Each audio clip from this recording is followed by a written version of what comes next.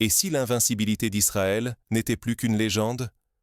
Devant les yeux ébahis du monde entier, Benjamin Netanyahou subit une humiliation militaire que nul n'aurait osé prédire. Le Premier ministre, jadis incarnation d'une solidité sans faille, voit aujourd'hui son prestige brisé sous les assauts imprévus des Houthis. Ce n'est pas qu'un revers tactique. C'est la confiance même dans l'arsenal israélien qui vacille. Le dôme de fer, érigé en modèle de prouesse technologique, a laissé passer des frappes qui ont fait trembler Tel Aviv. Pour comprendre la portée de cet événement, rappelons-nous l'année 1967, lors de la guerre des 6 jours. Israël, encerclé, avait terrassé ses adversaires en moins d'une semaine, forgeant le mythe de l'invincibilité. Aujourd'hui, ce mythe s'effondre en direct, à la vue de tous. Ce choc dépasse la simple défaite sur le champ de bataille. Il ébranle la foi collective, non seulement en Israël, mais aussi dans la parole de ses alliés et l'aura de supériorité qu'ils entretenaient. Si Israël chute, qui peut prétendre être à l'abri? Désormais, une question hante décideurs, analystes et citoyens. Comment une faction longtemps considérée comme insignifiante, issue de l'un des pays les plus pauvres du Moyen-Orient, a-t-elle pu fissurer la carapace d'une puissance réputée invulnérable? Ce revers n'est pas un épisode isolé dans la longue chronique des conflits régionaux. Il signe la fin d'une époque où la force brute et la technologie suffisaient à imposer la crainte. La vulnérabilité d'Israël éclate au grand jour, bousculant des décennies de certitude. Prenons l'exemple de la ligne Maginot, censée rendre la France imprenable en 1940. Pourtant, elle fut contournée en quelques semaines par l'ingéniosité adverse. L'histoire se répète. Tout système jugé infaillible finit par révéler sa faille. Le doute s'installe partout, dans les salles de marché, les chancelleries occidentales, l'opinion publique. Les discours officiels sur la sécurité s'effritent face à la réalité. La confiance chancelle et l'équilibre des alliances mondiales vacillent à son tour. Pour la première fois depuis bien des décennies, Israël n'est plus ce bastion inviolable. Cette défaite, autant symbole que choc stratégique, ouvre la voie à un nouvel ordre où l'ingéniosité des opprimés peut renverser la hiérarchie des puissants. Mais que s'est-il réellement passé pour que la forteresse israélienne soit ainsi ébranlée? Plongeons dans les détails d'un affrontement qui a surpris la planète entière. Avant que les missiles ne traversent le ciel nocturne, une certitude semblait régner. Israël ne tomberait jamais.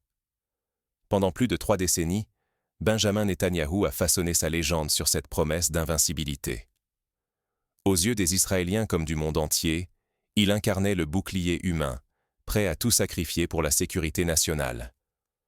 L'État a investi des milliards, année après année, dans des murs de béton, des radars ultramodernes, des systèmes informatiques. Chaque dollar visait à rendre la moindre faille impensable.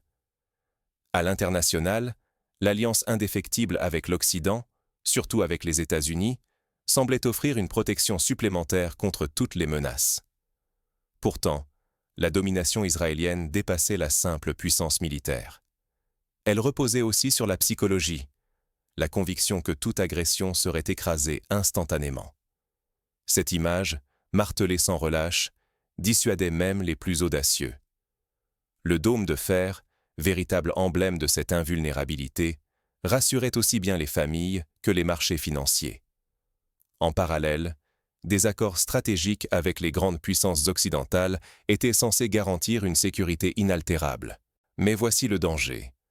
Si cette façade de force commence à se lézarder, c'est toute la structure qui chancelle. Le système de dissuasion s'affaiblit, les alliances vacillent et la stabilité de la région entière devient incertaine. Regardons comment, lors de la guerre froide, la perception qu'une superpuissance était invincible a souvent suffi à éviter des affrontements directs. Mais lorsque l'Union soviétique a montré ses faiblesses en Afghanistan, l'ordre mondial a vacillé. De la même manière, la moindre fissure dans l'armure israélienne fragilise tout l'édifice. Comment alors cette promesse de toute puissance a-t-elle pu se dissoudre en quelques jours seulement, sous la pluie de missiles Houthis? La réponse se trouve dans les failles invisibles d'un système trop sûr de lui. Les missiles venus du Yémen ont révélé une vulnérabilité longtemps niée. Ce que les experts n'avaient jamais envisagé est devenue réalité sous les yeux du monde entier. Longtemps réduits au statut d'insurgés, les Houthis viennent de faire voler en éclats tous les pronostics établis. Leur percée n'est ni un hasard, ni une simple ruse tactique. C'est la démonstration brutale d'une maîtrise technologique longtemps sous-estimée, patiemment façonnée dans l'ombre, qui prend de court les plus fins stratèges. Prenons un exemple concret. Lors de l'attaque, des drones kamikazes d'apparence artisanale, mais dotés d'une électronique sophistiquée, ont réussi à franchir les couches radars et à atteindre leur cible. Ce scénario rappelle l'utilisation par l'Iran de drones bon marché pour endommager les installations pétrolières saoudiennes en 2019, prouvant qu'il ne faut jamais sous-estimer la créativité des acteurs dits périphériques. Avec des ressources jugées dérisoires, ils ont conçu et lancé des drones et des missiles capables de déjouer, voire de percer, les défenses israéliennes réputées infaillibles. Le dôme de fer, jadis symbole de l'invulnérabilité d'Israël, s'est retrouvé impuissant devant la précision de frappe venue d'un adversaire que l'on croyait archaïque. Cette brèche n'est pas passée inaperçue. Elle a sidéré la région et alarmé les alliés occidentaux d'Israël. Le choc est immense, car il ne s'agit plus d'une simple surprise tactique.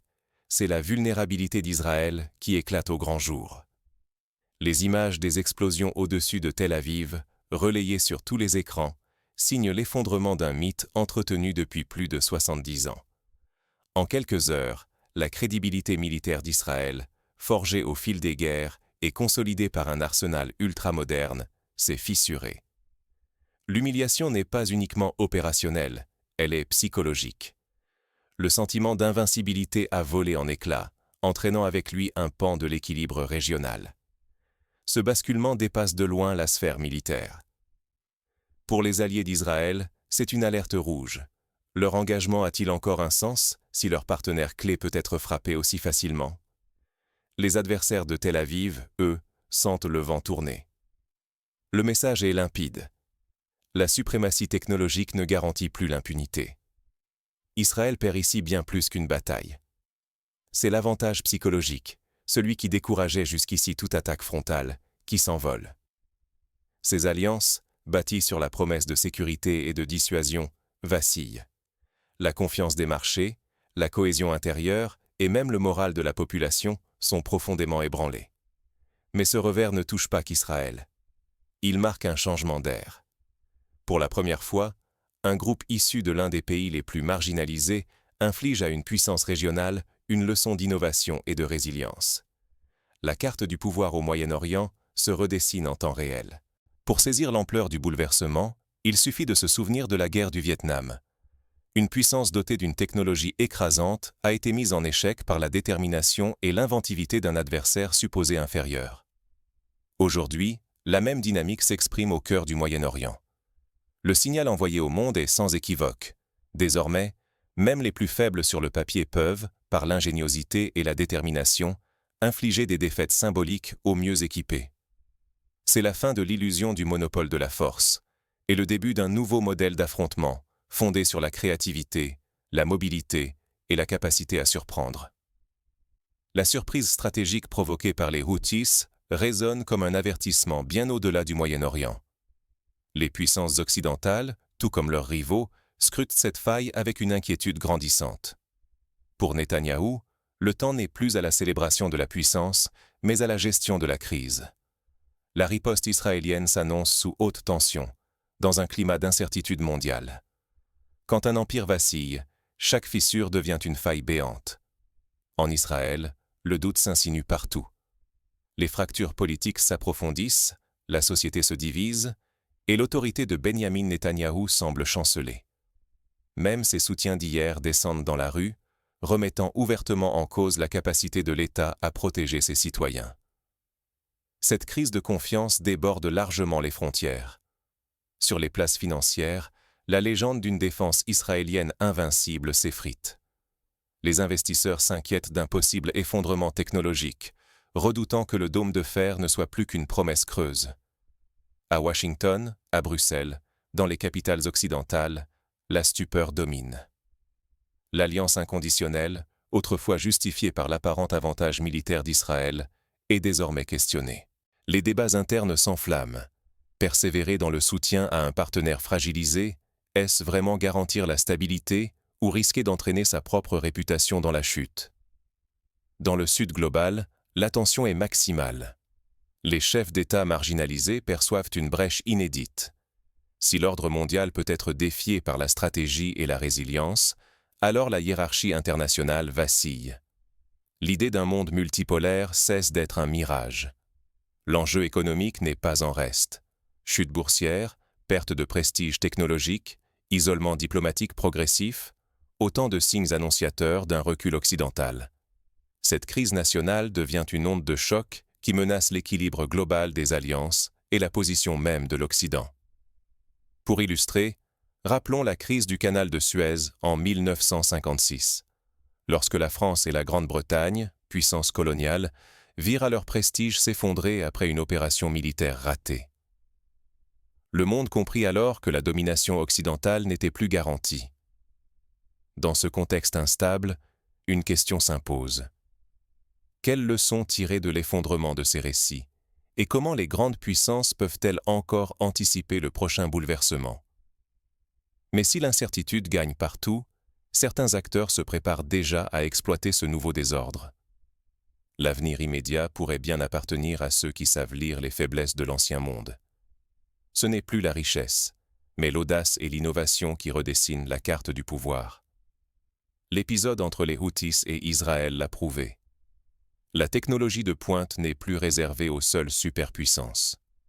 Les outils de guerre, hier jalousement gardés, circulent à vive allure et tombent entre les mains de ceux que l'on qualifiait autrefois de simples insurgés. Désormais, les acteurs minoritaires mais visionnaires sont capables de bouleverser un équilibre que l'on croyait immuable. Les Houthis, avec des ressources limitées mais une ingéniosité inédite, ont infligé à Israël une humiliation militaire que personne n'avait anticipée. Les budgets colossaux et les alliances impressionnantes ne suffisent plus à garantir la sécurité. Ce sont la ruse, l'adaptabilité et la rapidité qui font la différence. Un nouveau champ de bataille économique s'ouvre sous nos yeux.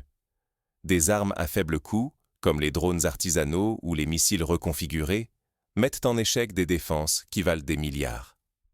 Quelques milliers d'euros investis dans l'innovation suffisent à ébranler des modèles entiers de sécurité et à faire chanceler la confiance des marchés. Pour s'en convaincre, penchons-nous sur la guerre du Haut-Karabakh en 2020.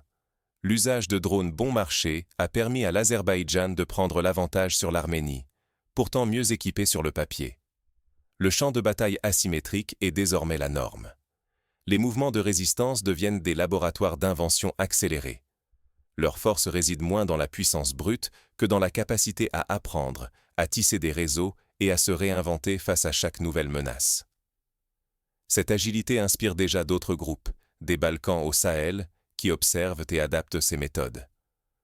Le vieux récit, où la stabilité reposait sur la force écrasante, s'effondre. Il laisse place à une multipolarité fluide, où chaque acteur revendique sa souveraineté et développe ses propres réseaux d'influence. Les grandes puissances ne font plus peur. Elles doivent composer avec un ordre mouvant où la créativité et la résilience valent autant, sinon plus, que les arsenaux traditionnels. Refuser d'admettre cette mutation, c'est s'exposer à l'obsolescence. Ceux qui s'accrochent à l'ancien modèle perdront non seulement leur influence, mais aussi la confiance de leurs alliés et des marchés. Face à ce bouleversement, chacun peut agir. Les États doivent investir dans la veille technologique, renforcer la formation de leurs stratèges et favoriser les alliances flexibles, non plus figées. Les entreprises, elles, doivent miser sur la cyberdéfense, la résilience de leur chaîne logistique et une capacité à pivoter rapidement en cas de crise. Pour les citoyens, la clé réside dans l'esprit critique et l'adaptabilité. S'informer auprès de sources variées, cultiver la pensée complexe et se préparer à l'incertitude sont des atouts majeurs. Un nouvel équilibre mondial est en marche, imposant aux acteurs de repenser leur stratégie. La question n'est plus de savoir si le changement aura lieu, mais comment y survivre, voire en tirer parti. Regardez comment la Finlande et l'Estonie, autrefois vulnérables face à la Russie, ont su miser sur la cyberdéfense et la mobilisation citoyenne. Leur résilience face à la menace hybride offre un modèle à suivre. Dans un monde en perpétuelle mutation, la seule vraie défaite est de rester immobile. Ce que nous venons de voir n'est pas simplement la chute d'un dirigeant, ni l'échec d'une opération militaire. C'est la révélation brutale que nos vieilles certitudes ne protègent plus contre le chaos. La défaite de Benjamin Netanyahou face aux Houthis n'est pas une anecdote régionale. C'est un signal d'alarme pour tous ceux qui pensaient que force brute et alliance suffisaient à garantir stabilité et suprématie. Aujourd'hui, l'ancien monopole du pouvoir se fissure. L'innovation et l'ingéniosité des acteurs dits faibles redessinent les frontières et bouleversent l'ordre établi. Le prestige israélien, autrefois inébranlable, vacille. Chaque assaut des Houthis fait trembler l'architecture silencieuse des alliances internationales. Ce basculement n'est pas qu'un revers médiatique. Il annonce un changement de paradigme. Les puissances s'accrochant à leur héritage technologique ou stratégique risquent de tout perdre: crédibilité, influence et clairvoyance sur les défis à venir. Rester figé, c'est s'exposer aux mêmes secousses qui ont ébranlé la forteresse de Tel Aviv. Ignorer, refuser de s'adapter ou de remettre en question nos récits, c'est s'abandonner à l'impuissance. Le risque dépasse désormais la seule sécurité nationale. Il touche la confiance des marchés, la solidité des alliances et l'avenir du rapport de force entre dominants et dominés. L'urgence pour chaque citoyen et décideur, c'est de cultiver une lucidité nouvelle.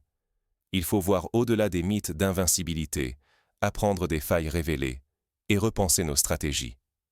L'histoire récompense ceux qui avancent, qui s'adaptent et qui n'ont pas peur d'embrasser le changement. Alors, dans ce monde qui s'accélère, demandez-vous: resterez-vous figé dans le passé, ou aurez-vous le courage d'imaginer un nouvel avenir? Pour conclure, souvenons-nous que chaque effondrement apparent ouvre aussi la voie à la reconstruction. Israël, tout comme les autres nations, a désormais le choix: s'obstiner dans la défense d'un modèle révolu ou transformer la crise en opportunité d'innovation, de dialogue et de résilience renouvelée. Le futur appartient à ceux qui ne craignent pas de remettre en cause les certitudes, d'explorer